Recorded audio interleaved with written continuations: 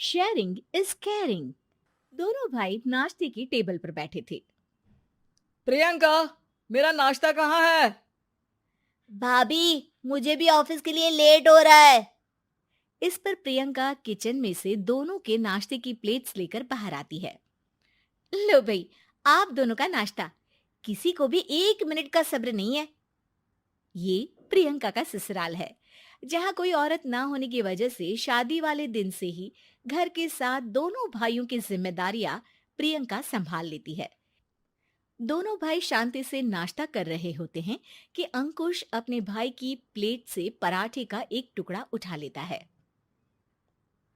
आपको पता है ना, मैं खाना शेयर नहीं करता, फिर भी मेरी प्लेट में से खाना जरूरी है क्या? अरे हद हो गई है, मुझे नहीं खाना अब। अंकुर गुस्से में नाश्ता छोड़कर टेबल से उठ खड़ा होता है। अरे, ये कैसा बिहेवियर है अंकुर? एक टुकड़ा ही तो है। एक हो या आधा, मुझे भूख लगी है तो ये सिर्फ मेरा ही है। उसे भी किसी के साथ शेयर करने बैठा तो भूखा नहीं रह जाऊंगा। अरे बाबा ठीक है, अब इस पर भी लड़ाई। दूसरा बना देती हूँ, पर प्लीज ऐसे खाना बीच में छोड़कर मत जाओ। इससे अन्न का अपमान होता है। ओ प्लीज भाभी, ऐसी कोई चीज होती ही नहीं है। आपके पास पैसे हैं, खरीदो और खाओ। अगर नहीं खाया जाए तो फेंक दो।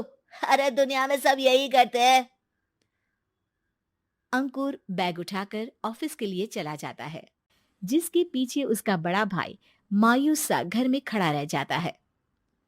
जिसने बचपन से सोने की चम्मच में खाया हो, उसे दुनिया के बारे में क्या पता होगा। वैसे गलती तो हमारी ही है। अगर कभी बचपन में ही सही गलत का फर्क सिखाया होता तो आज ये हाल नहीं होते। आप फिक्र क्यों करते हैं जी? भगवान है, वो जो भी करता है सबकी भलाई के लिए ही करता है। और जब वो चाहेंगे तो अपनी तरह से अंकुर भैया को भी सब कुछ सिखा देंगे। पत्नी की बात पर विश्वास कर अंकुश भी ऑफिस चला जाता है। सुबह से दोपहर होती है और अंकुर लंच करने ऑफिस के पास वाले रेस्टोरेंट में पहुंचता है, जहां वो एक साथ बहुत सारा खाना ऑर्डर कर देता है। सर, क्या कोई आपको ज्वाइन करने वाला है? नहीं तो क्यों? अब कुछ नहीं सर, ऐसे ही। वेटर चला जाता है और कुछ देर में अंकुर का ऑर्डर लेकर वापस आता है, जिस पर अंकुर सब डिशेस में से थोड़ा थोड़ा खाकर बाकी ऐसे ही छोड़कर बिल देकर चला जाता है। वाह भगवान, तेरी माया। कहीं कोई एक एक टुकड़े के लिए तरसता रहता है और ये 5 लोगों का खाना ऑर्डर करके एक का भी पूरा नहीं खाते। पैसे वालों की माया।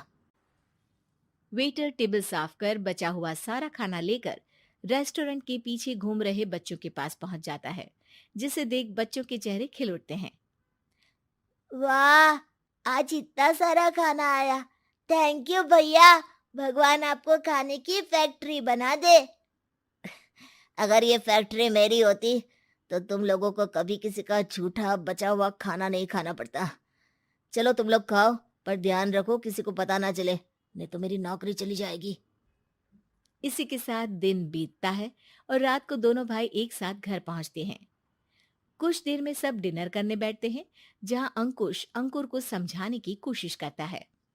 अंकुर, अगर हमें लाइफ में सब कुछ मिला है, इसका ये मतलब नहीं कि तुम उसका गलत फायदा उठाओ, बल्कि तुम्हें उसकी मदद से दूसरों को भी मदद करनी चाहिए। भैया, जिनके पास नहीं है उनकी वजह मैं तो नहीं ना। और ऐसे बहुत लोग हैं जिनके पास सब कुछ है। इसलिए अगर मैं एक इंसान कुछ नहीं करूंगा तो कोई फर्क नहीं पड़ने वाला। तुम्हारे भैया बस एक चीज समझाना चाहते हैं कि जिस चीज की हमारे पास कमी नहीं है, उसे बर्बाद करने से अच्छा है कि लोगों के साथ शेयर करें। इससे हम सिर्फ सामान नहीं, खुशियां भी बांटते हैं, और इसमें तुम्हारा ज्यादा कुछ तो जाएगा नहीं। भैया भाभी की बात सुन अंकुर कुछ बोले बिना उठकर चला जाता है। इसी तरह दिन बीतते रहते हैं, जिसमें अंकुश और प्रियंका कोशिश तो बहुत करते हैं, पर अंकुर पर किसी भी चीज का कोई असर नहीं पड़ता। एक दोपहर अंकुर सैंडविच खाते हुए सड़क के किनारे चल रहा होता है। तभी उसकी नजर आइसक्रीम वाले पर पड़ती है और वो सैंडविच सड़क किनारे फेंक आइसक्रीम खरीदने पहुंच जाता है। अब इसे कहते हैं जिंदगी का सुख। जैसे ही अंकुर आइसक्रीम लेकर पीछे मुड़ता है, तो एक आदमी को सड़क से वही सैंडविच उठाते हुए देखता है। वो आदमी बहुत कमजोर, गरीब, जैसे बहुत दिनों से खाना ना खाया हो वैसा लग रहा था। अंकुर उसके पास जाकर खड़ा हो जाता है। उसे देखकर आदमी सैंडविच अंकुर की तरफ कर देता है। आपको भी खाना है क्या? क्या हम इसे आधा आधा कर ले? मुझे बहुत भूख लगी है। वो मेरा ही झूठा सैंडविच है। तुम दूसरा खरीद कर क्यों नहीं खा लेते? इसे क्यों खा रहे हो? अरे भैया, अगर खरीदने के पैसे होते तो 4 दिन से भूखा नहीं घूम रहा होता। हैं? क्या? तुमने 4 दिन से कुछ नहीं खाया, फिर भी इस आधे सैंडविच को मेरे साथ बांटने के लिए तैयार हो गए? क्यों? अरे भैया, पैसा नहीं है तो क्या हुआ, इंसानियत आज भी उतनी महंगी नहीं हुई, और ना ही उस पर अमीर गरीब का टैग लगा है जो हम उसे रख ना सके। पर अफसोस, आजकल लोगों के अंदर पोषण, खून या विटामिन से ज्यादा इंसानियत की कमी होने लगी है। आदमी की बातों से अंकुर को समझ में आ जाता है कि वो आज तक कितना गलत काम करता आ रहा था। इसके बाद से वो अपनी किसी के साथ शेयर नहीं करने और खाने को बर्बाद करने वाली आदत को छोड़ देता है।